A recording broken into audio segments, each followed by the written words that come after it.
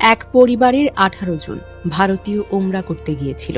হায়দ্রাবাদ থেকে 3 প্রজন্ম, বৃদ্ধ বাবা মা, সন্তান, নাতি নাতনি, সবার হাতে দোয়া, মুখে হাসি, হৃদয়ের স্বপ্ন নিয়ে মক্কার পবিত্র পথে যাত্রা করছিলেন।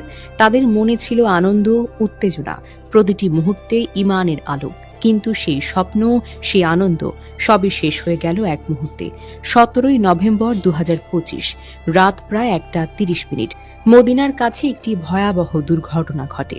বাসটি মক্কা থেকে মদিনার দিকে যায়। হঠাৎ বাসের টায়ার ফেটে যায়। ড্রাইভার চেষ্টা করেও বাসটিকে নিয়ন্ত্রণ করতে পারেননি। পরবর্তী মুহূর্তে ঘটে বিপর্যয়।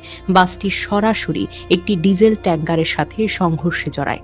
ধাক্কা, বিস্ফোরণ, আগুন সব মিলিয়ে মুহূর্তের মধ্যেই ঘুমন্ত যাত্রীদের জীবন যেন কেটে যায়। বাসের ভেতরে ছিল 46 জন ভারতীয় ওমরা যাত্রী, যাদের মধ্যে এক পরিবারের 18 জন, 9 জন প্রাপ্তবয়স্ক, 9 জন শিশু এবং দুঃখজনকভাবে মাত্র একজন বেঁচে গেছেন।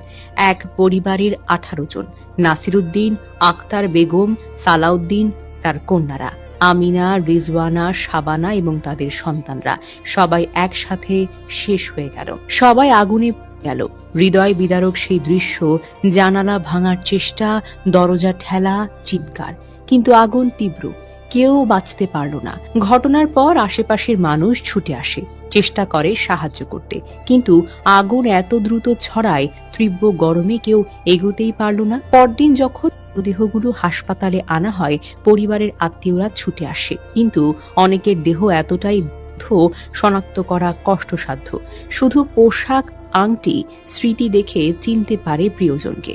একসাথে 18টি জানাজা, একসাথে 18টি দোয়া, একসাথে 18টি ক্ষণিক চিৎকার। এই দৃশ্য যে দেখেছে, তার হৃদয় যেন চূর্ণ বিচূর্ণ হয়ে গেছে। গ্রামের প্রতিটি বাড়ি, প্রতিটি পথ এখন স্তব্ধ। শুধু কান্না, নিঃশ্বাসের শব্দ আর এক গভীর শূন্যতার প্রতিফলন। মানুষ বলছে, এমন বিপর্যয় আগে কখনো দেখিনি। এই পরিবার আর ফিরে আসবে না। ভারতের প্রধানমন্ত্রী, তেলেঙ্গানা সরকার, জেদ্দা কনসুলেট সবাই শোক প্রকাশ করেছে এবং পরিবারের পাশে দাঁড়িয়েছে, কিন্তু আর্থিক সহায়তা বা প্রতিশ্রুতি কখনো শূন্যতা পূরণ করতে পারবে না। সবচেয়ে গুরুত্বপূর্ণ, যত দ্রুত সম্ভব পরিবারগুলোর জন্য সমর্থন নিশ্চিত করা। সবচেয়ে বড় শিক্ষা হলো, জীবন অতি সংক্ষিপ্ত, মৃত্যু কখনো বলে কই আসে না।